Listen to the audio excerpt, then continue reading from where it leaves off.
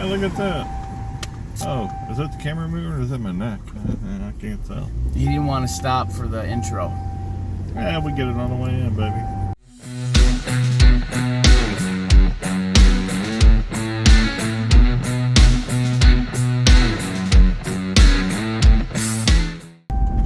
Alright, welcome back to another episode of Two Fat Friends. He doesn't want to stop to do the intro. This is the second time we shot it, so that joke's not as funny as it was the first time. I stopped. We're at a stop sign. So, yeah. So what's the place called? El Greco. El Greco. Today we're going to a place called El Greco. It is brand new, right across from Riviera 2, off Old Highway 94 by Boeing. They get a lot of good reviews on Yelp. I think it's like, last I saw it was like 7 or 8 5-star reviews. Yeah, I'm kind of excited for it. So, I'm ready for some Euros, baby. Yeah, that's where we're headed. In other news, last week you didn't get a video, so you're either getting 2 videos today, or we'll run a video behind, or maybe I'll just keep. It was Frankie Toco's. Maybe I'll keep that Frankie Toco's video in my pocket for when I need it. Haven't decided yet. Yeah. That might be good just to have, just in case I get too busy. I can say, hey, you know what? I got a video. Throw it up. So anyway, we're on the way there, and we will see you at the Greco. El Greco. El Greco. The Greco. What does Greco mean? I don't know. It's a little. I don't know.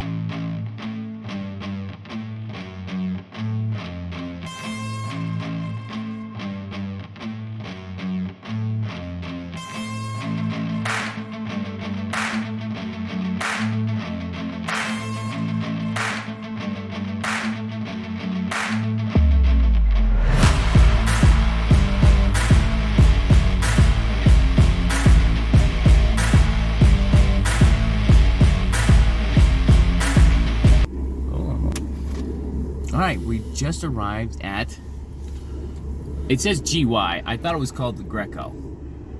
El Greco, right on the door. No, yeah, it's on the door. Yeah, El Greco, Mediterranean restaurant, open 7 days, Monday through Sunday, 11 a.m. to 8 p.m. And it is empty right now, so we might be the first customers of the day. We also got Festival of Little Hills going on, so that would deter a lot of people from being down here. So. All right, we got the park right in front of the door, so we're gonna go in there and see what we see. All right, let's do this. Yeah. Eat lots of food. So here's what happened. Not our fault. We did right. We showed up 11:15, supposed to open 11. Very nice guy comes to the door, says, hey, one of my employees called in sick. I'm not gonna be able to open until after 12. Well, all right. El Greco. We'll have to come back and. All right, so flip the script. Greco threw us off. Now we're here. I don't even know the address, but anyway, it's over off of Elm and 370. Place called Massa Italian Restaurant and Bar. I used to think you used to get good reviews. Lance looked it up. It's only 3.5 on Google now. For that to be said, at 11:30, there are a lot of cars in the parking lot. There are a lot of cars in the parking lot. So, go in, we'll check it out. We'll have to hit El Greco up another time. I was kind of looking forward to it. Yeah, me too. We'll have to hit it up next week. All right, we'll see you inside.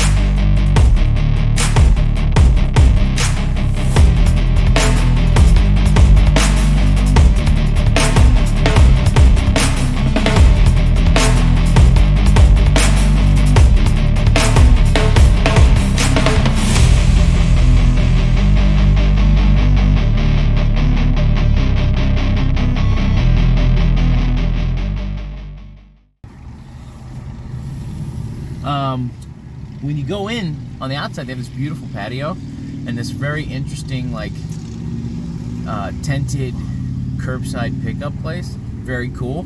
Nice little add-on so that you can just call it in, drive by, pick it up, be on your way. Super cool. Neat. when you walk in there, they have this beautiful big round bar.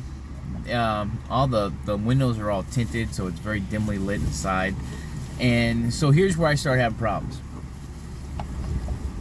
If you go to the dining room, they have these beautiful red painted walls with these candelabras, and it looks very fancy. I got a shot of it. It's very beautiful, okay? Makes me think of old world Italian food.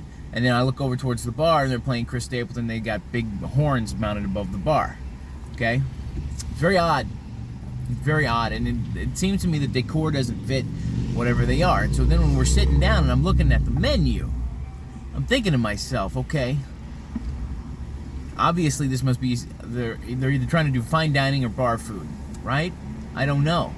The first page is all apps, and then they have a bunch of sandwiches. They do have a small pasta smaller pasta section, and then on the back is pizza. And that's bar food.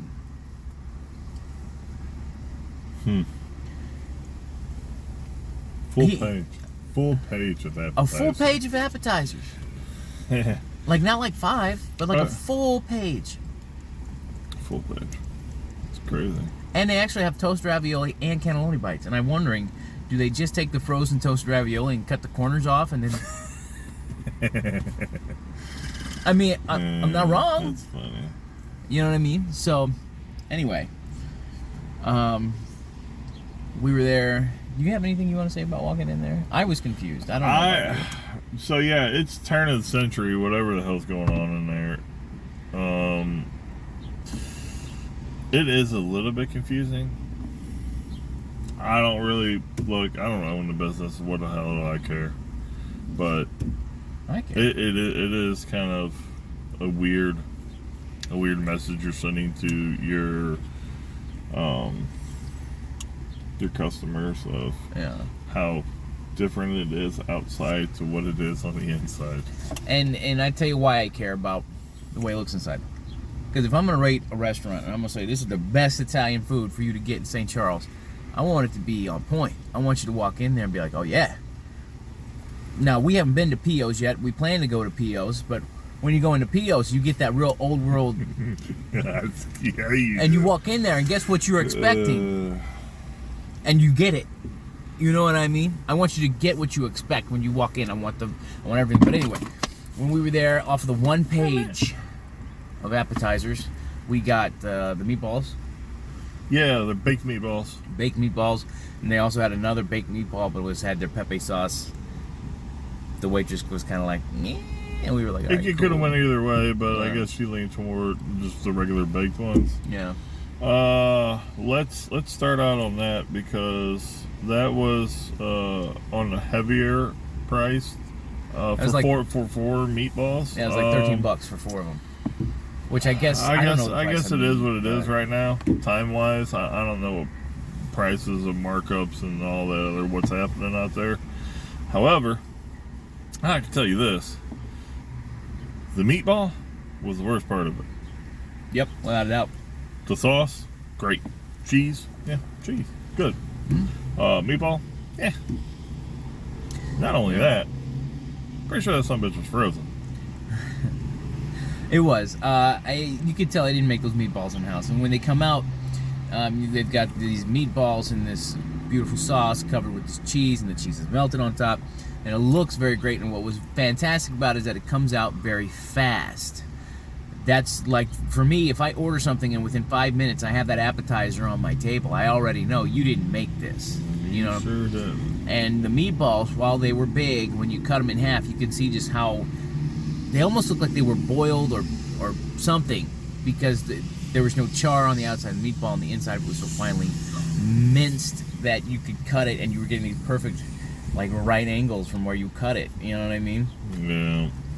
The sauce was delicious. It was super flavorful. And the cheese was really good on top. But like you said, the meatball was without a doubt the worst part of that dish. Weird. All in all, on the meatballs, I'm gonna add a 7 because the 2 out of 3 were really good. 7 were good. Now for the price, I wouldn't order it again. No. But the taste is a 7. No, they're probably about 6.5 for me. If the meatball was better, boy, you'd really be looking at somewhere because the sauce they got down. Yeah, the sauce is great. I would guarantee that sauce could go with a lot of things in there. Yeah. And I hope it does. But yeah. Yeah. And so I ordered, because they have pizza, and you know how we do pizza on this channel. I ordered the Big Al's pizza, which was actually the most expensive thing by about $1. And he ordered the carbonara. And so very quickly after our app came out, wouldn't you know, our food came out. I mean, it was probably within about 12 minutes. I would say we had, probably within about 8 minutes we had our app, and then probably within about another 10 to 12 we had our main meal. Which is pretty good. It's super good. It means they didn't make it in-house though. Anyway, I'm going to talk about the pizza because I ain't going to talk shit. Okay, so that pizza comes out, super thin crust, not the problem. What the problem is, underneath, if you flip it, it's white. It is no shit white with little black marks on it, right? So it's not... It came in a flat oven. Yeah. The sauce is okay. The toppings, super good. Like, those toppings look like they spent some money on those toppings. And that kind of sends me back to Dorenzo's pizza. But Dorenzo's pizza is much better. I was trying to tell Lance in there, out of all the pizza that we've ever had, I would rate this one as the bottom. And not the bottom right there at it. I'm at about a 6.5 on the pizza. Those toppings are great. The sauce is great. But like I said, it's St. Louis style pizza, but they're not as good as Steph's. They're not as good as Frankie Toco's. They're not as good as all of these other places that you can get a better quality St. Louis style pizza. And to be honest with you, I don't even know why it's on the menu. So the pizza kind of throws you off when you eat it. Something's not right. I don't know what it is. So when you get the thin, it's bar thin. So not only is it St. Louis style because it's thin crust, but it's bar thin crust. That itty bitty little thing. And it's not, I don't know, it's not horrible, but I'll be damned. It's something in there isn't working, and it's throwing it off. However, what really throws it off is the fucking price. Yeah, the price. The price is horrid. The price is horrid. No, never ever again. Yeah. What did I just rate it at? 6.5. Yeah. All right, I'll say it's 6.5. I say take it off the menu. Massa, if you ever see this video, take that shit off the menu and cut your apps in half.